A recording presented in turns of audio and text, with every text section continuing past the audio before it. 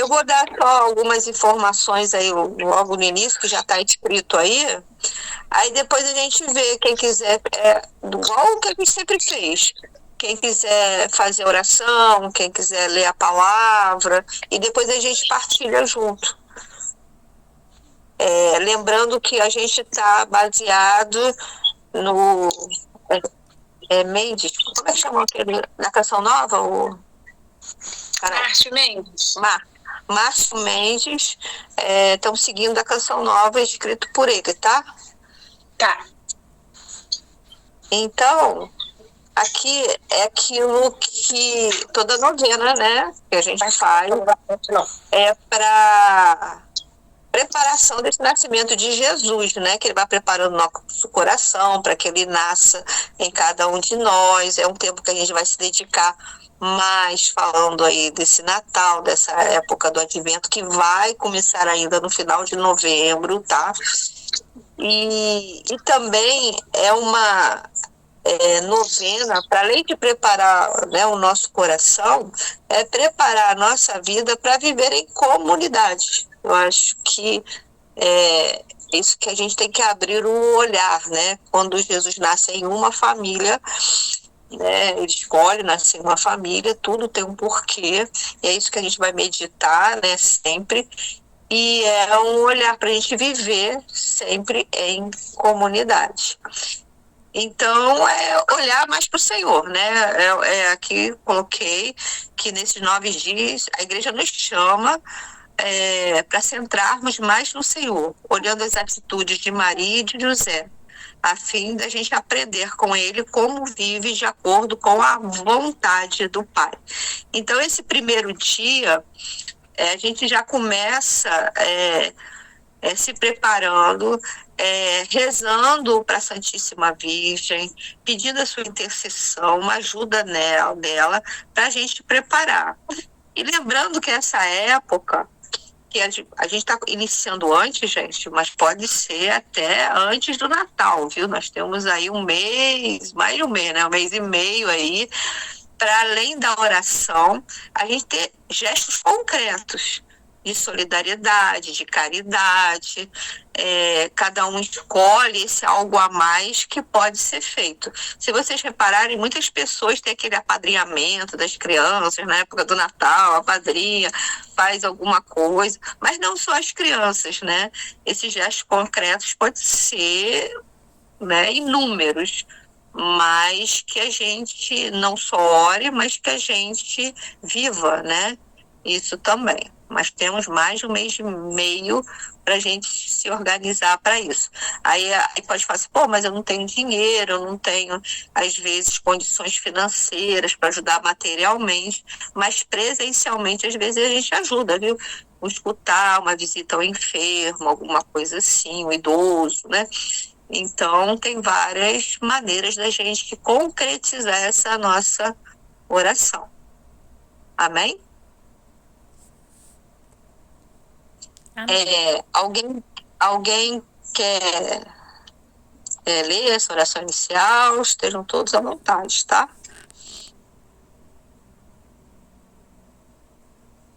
Eu posso ler. Tá ótimo. Vamos lá. Então tá.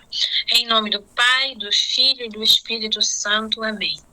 Maria, Virgem grávida, mulher de Deus, Virgem do sim fecundo, tu que fecundastes ao Verbo de Deus e o levastes em teu seio durante 9 meses, sentindo-o palpitar e crescer dentro de ti, experimentando sua presença e sendo transformada por ele. Nestes dias que antecedem ao nascimento de teu filho, nós queremos acompanhar-te, queremos estar contigo para aprender de ti a levar a Deus no coração e deixarmos transformar por sua presença.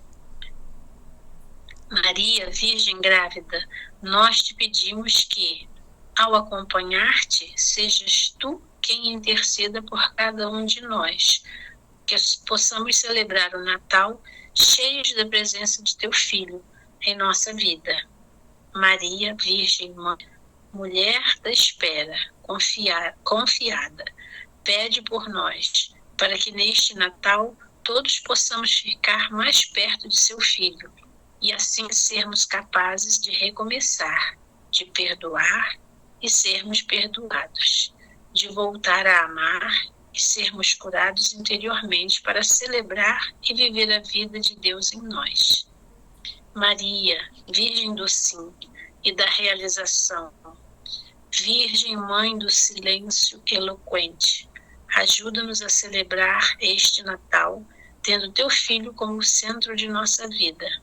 Maria, pede por nós agora e sempre, que assim seja. Continua? Meditação da Palavra de Deus. Leitura, Mateus 20, capítulo 21, de 28 a 32. Aprofundar o Evangelho. Ver o sentido da parábola dos dois filhos e sua aplicação em nossa vida neste tempo do Advento. Sugestão de reflexão. Busque apropriar-se do texto, não olhando como espectador, e sim como participante da cena.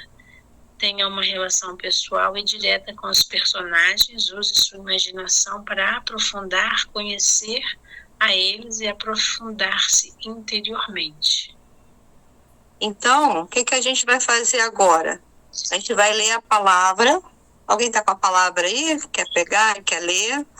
E ele pede para a gente se aprofundar na palavra. Então, para a gente se aprofundar, a gente vai partilhar essa palavra. E a gente tentar, né, viver essa palavra, não só na leitura, né? Mas vendo o que cai no nosso coração, o que a gente está entendendo nessas frases, e a gente vai ter um bate-papo aqui para a gente se aprofundar. Os dois filhos. O que vocês acham disto? Certo homem tinha 2 filhos. Ele foi ao primeiro e disse: Filho, vá trabalhar hoje na vinha. O filho respondeu: Não quero. Mas depois arrependeu-se e foi. O pai dirigiu-se ao outro filho e disse a mesma coisa. Esse respondeu: Sim, senhor, eu vou. Mas não foi. Qual dos dois fez a vontade do pai? Os chefes dos sacerdotes e os anciões do povo responderam: O primeiro. Então Jesus lhe disse: Pois eu garanto a vocês, os cobradores de impostos e as prostitutas vão entrar antes de vocês no reino do céu. Porque João veio até vocês para mostrar o caminho da justiça e vocês não acreditaram nele. Os cobradores de impostos e as prostitutas acreditaram nele. Vocês, porém, mesmo vendo isso, não se arrependeram para acreditar nele.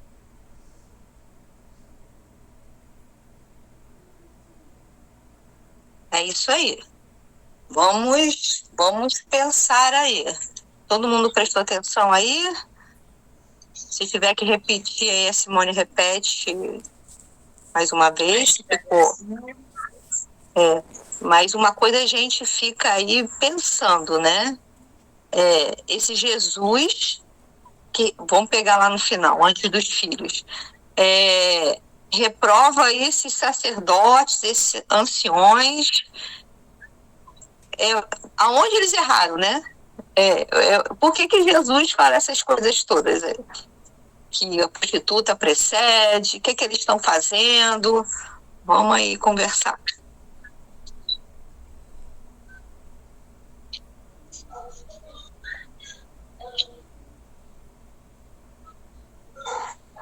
Eu acho que ele fala isso porque todos, né, o João Batista veio antes e explicou o caminho. E as pessoas não acreditaram nele, como muita gente não acreditou em Jesus quando ele veio, né? Muitos não acreditaram. E a gente tem a igreja hoje, tem os nossos padres que muitas vezes falam, mas tem muita gente que entrou por um ouvido, saiu pelo outro e não segue o caminho, né? Eu acho que é por aí, né? Às vezes uma pessoa, no final da vida, tem um padre ou se arrepende e vai lá e acaba trilhando um caminho, fazendo muito melhor do que muita gente que às vezes se diz: eu sou aqui, pago meu dízimo como de costume, que nem foi do Evangelho, pago meu dízimo, vou à igreja toda semana, mas não segue o caminho que Jesus explicou pra gente, né? Que o primeiro de todos é amar ao próximo como a ele mesmo, e a gente está difícil, né? Amar o próximo muitas vezes, né? Isso aí. Mas alguém viu alguma coisa assim? Tocou o coração em alguma coisa? Porque quando a Margarida está falando isso, né?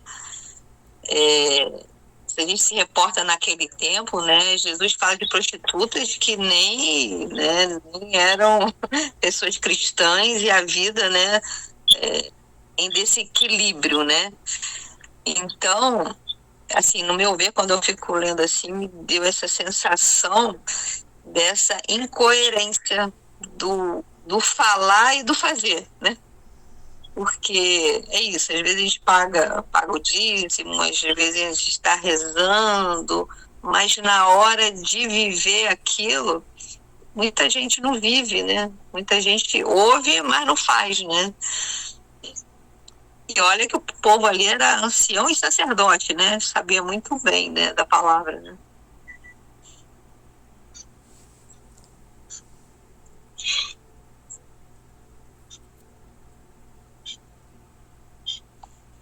É aquela passagem quando Jesus expulsa os vendilhões do templo, né? Ele acaba se revoltando de tanto que ele fala, que as pessoas não dão uma coisa. Eu vejo isso muito quando o padre às vezes está falando na homilia, e aí você olha para um lado, tem gente batendo papo, não está nem aí aproveitando aquele tempo que ele tem para explicar a palavra, e as pessoas estão batendo papo, não estão nem aí.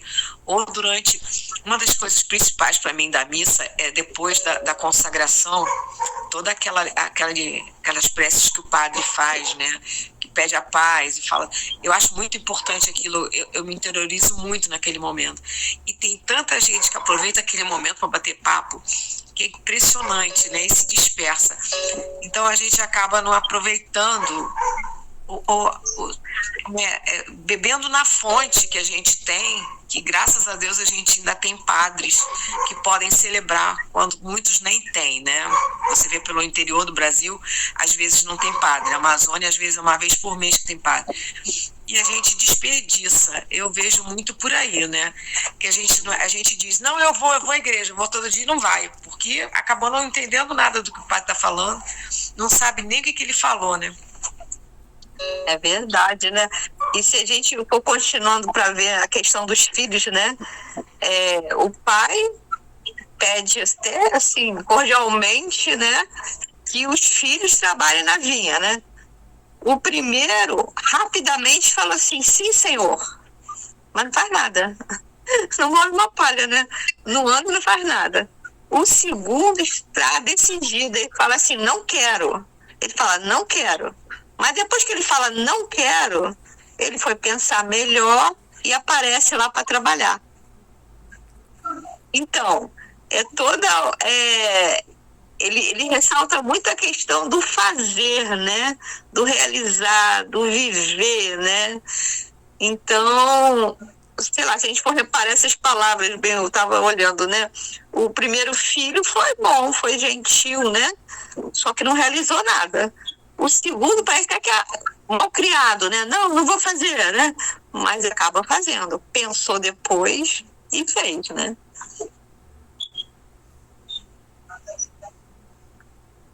Então, é tudo, né? É um olhar diferente, né? Eu acho que todos nós somos um pouco rebeldes, né? Quando Jesus fala, a gente acha que a cruz é muito pesada, não quer fazer. Diz comigo não. Comigo eu não vou passar isso e tal. Acho que todos nós somos esse pouco rebelde. Mas depois a gente para e pensa e vê o quanto ele faz por nós, que a gente acaba fazendo, né? E deve ter sido isso que aconteceu com esse filho, né? Deve ter pensado em tanto que o pai fez por ele, né? Que ele acabou indo ajudar. Porque às vezes a gente tem um olhar meio nebuloso na coisa, né? Porque às vezes a gente tem uma pessoa, a vida da pessoa é dócil, ela é meiga, né? É uma pessoa, assim, de fácil convivência. Mas será que está realizando a vontade do Pai? Será que está fazendo?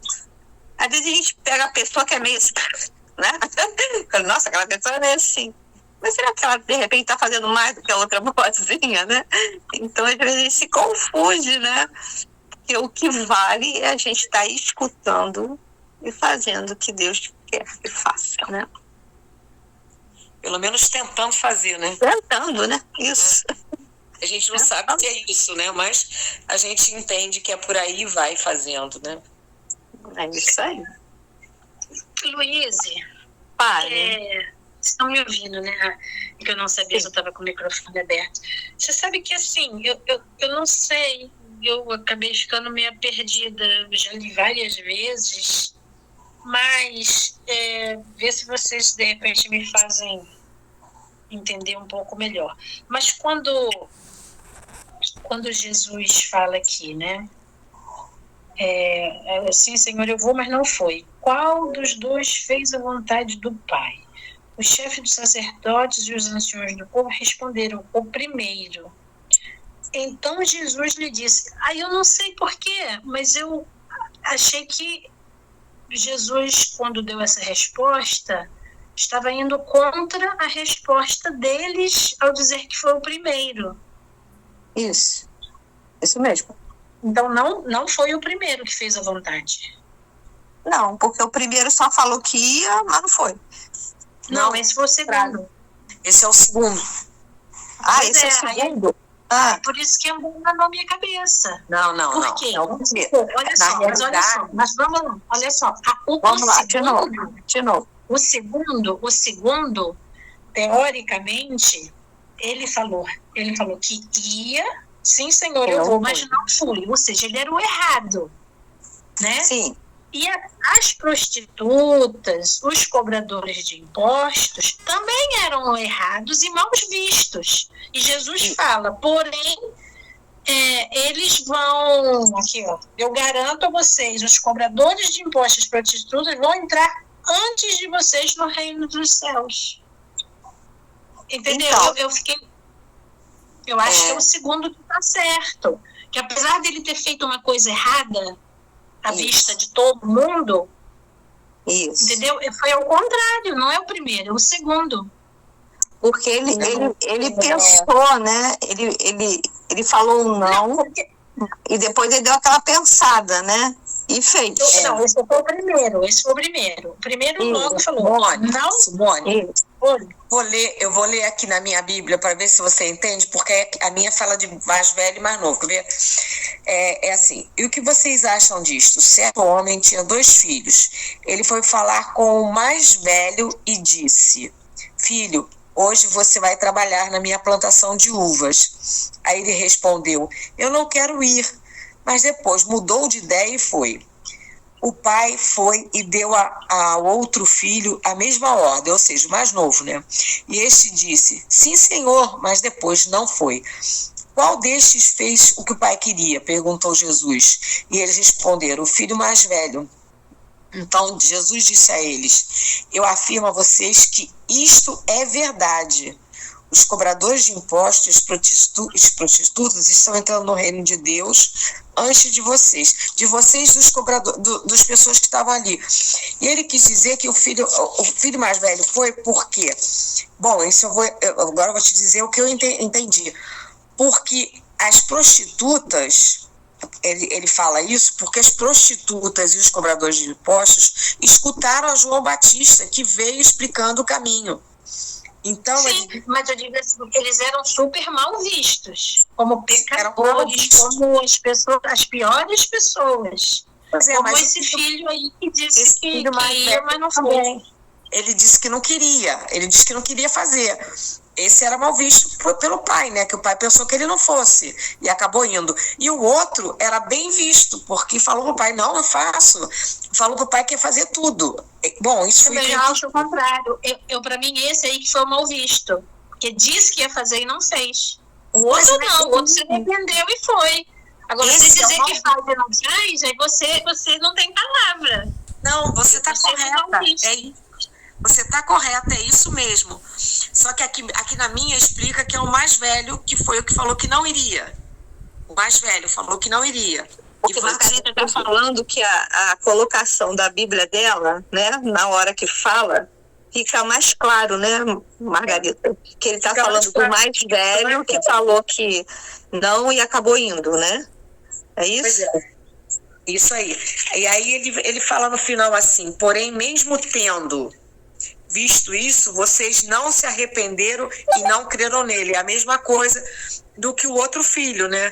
Mesmo vendo tudo, ele não se arrependeu e não foi. Ele acabou dizendo que ia, mas não foi. É o que eu entendi, né? Então, eu acho que é isso.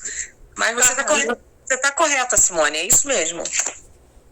A minha tradução está bem próxima da tradução da Simone. E eu também tive esse mesmo. No primeiro momento eu também fiquei assim, mas cadê a resposta? Mas lá embaixo no rodapé, aí está mostrando versículos de 21 a 30, aí está dizendo assim: esse segundo filho representa os fariseus que se diziam justos, mas que na realidade não eram. Aí eu realmente entendi, não, então realmente é o primeiro, ele só não completou o raciocínio e a frase. Aí a tradução da Margarita que foi tá mais completa, né? Dizendo que eles estão corretos e tal. É isso mesmo. Essa tradução minha aqui é uma Bíblia das Paulinas, das mais novas, as traduções mais novas. Mas a Bíblia é muito difícil da gente entender muitas vezes, né? A gente precisa de pessoas com mais caminhada, vamos dizer assim, que tenham mais caminhada para poder explicar, né? Então, isso é o desejo, né, do diácono, e se Deus quiser, vamos realizar esse estudo bíblico aí, ele junto e a gente, né, lendo a Bíblia aos poucos, né? Pra gente entender. Porque as Bíblias têm muitas traduções, né, gente? Tem Bíblias que são mais simples, às vezes até para rezar, ou palavra mais simples, e tem outra mais que é para estudo, né? Tem umas que tem uns rodapés, eu vi Milena falando, os rodapés vão explicando, né? Tem umas com rodapés imensos, assim, que você lê, eles vão explicando, assim, detalhes. Então, é tudo diferente, né? A de Jerusalém é ótima para isso. A de Jerusalém ela é boa para isso também. É super rodapé. É bom para estudar. Jerusalém. E a outra coisa é para a gente também não só ler e também não só entender, mas, né, o próprio Jesus está falando, né? Não adianta só falar, não adianta só aparência, não adianta. O que adianta, às vezes, é você cair, é você se arrepender e fazer a vontade de Deus. Porque, às vezes, a gente olha o outro com o nosso olhar humano, mas os planos de Deus são mais do que a gente consegue enxergar. Às vezes, a gente está olhando para aquela pessoa e a gente acha que não dá para converter, aquela pessoa andando mal o caminho. Às vezes, o Espírito Santo toca. Às vezes, a vivência daquela pessoa faz ela olhar para si. Eu falo por mim mesmo, né? O que eu sou hoje não é o que era 10 anos atrás, muito menos há 20 anos atrás, muito menos há 30 anos atrás. Então, assim, se eu modifiquei, o outro também pode modificar, né? Claro. Então, é isso. Vamos continuar. Alguém quer falar mais, gente? Todo mundo entendeu? Certinho? Vaninha chegou aí? Silêncio. Vaninha chegou em silêncio. Vaninha deve estar, né? Chapa quente. Estou em silêncio, mas estou ouvindo. Estou chegando da rua, tive que buscar uma farmácia 24 horas para pegar um remédio. Mas está tranquilo, eu não ouvi o que vocês falaram, vou ouvir depois, aí não vou me manifestar. Tá bom. Então vamos continuar as orações. A Simone pode continuar aí? Posso. Oração. Senhor Jesus, ao iniciar este caminho para o teu Natal, pedimos que nos ajude para que, ao celebrar teu nascimento, cada um de nós possa se aproximar mais de ti. que nos renovemos em Tua palavra, que sejamos sinceros e autênticos com nós mesmos, que o Senhor nos dê a graça de deixarmos tudo aquilo que nos separa de Ti, que tenhamos o valor de reconhecer aquilo que está mal e saibamos dar o passo para nos convertermos, para que Tu nos transforme com Tua graça. Senhor, derrama em cada um de nós Tua graça e Teu amor, para que saibamos corresponder ao Teu amor e cheguemos a Ti com um coração sincero. Senhor, ajuda-nos a voltar a Ti, ajuda-nos a viver o que é essencial, aquilo que nos dá a verdadeira felicidade. Senhor, faz com que possamos viver um Natal cheio da Tua presença e do Teu amor. Que assim seja. Amém. Oração final. Menino Jesus, estamos esperando por Ti. Estamos nos preparando para o Teu Natal. Estamos querendo que este seja também o nosso. Neste sentido, a liturgia nos apresenta a parábola dos 2 filhos, mostrando-nos qual deve ser nossa atitude e nossa relação contigo. Indica-nos que não é questão de dizer sim, mas não fazer nada depois. Tu nos mostraste que a fé não é questão de saber coisas, mas de viver e fazer o que Tu nos pedes. Menino Jesus, nestes dias antes do Natal, ajuda-nos para que sejamos sinceros com nós mesmos, que saibamos ver e conversar como casais em família, aquilo que não está bem, o que está nos dividindo, o que vai desgastando o amor e aquilo que nos leva à rotina. Menino Jesus, concede-nos a graça de saber deixar o que não nos faz felizes e o que faz mal aos demais. Ajuda-nos que em Teu Natal nós renovemos e saibamos recomeçar. Que tenhamos o valor de viver o que Tu nos pedes, que vivamos a nova vida que Tu nos trazes e assim possamos celebrar um Natal diferente e cheio de amor e paz, de ternura e gozo como foi o Teu. Que assim seja. Amém. Amém.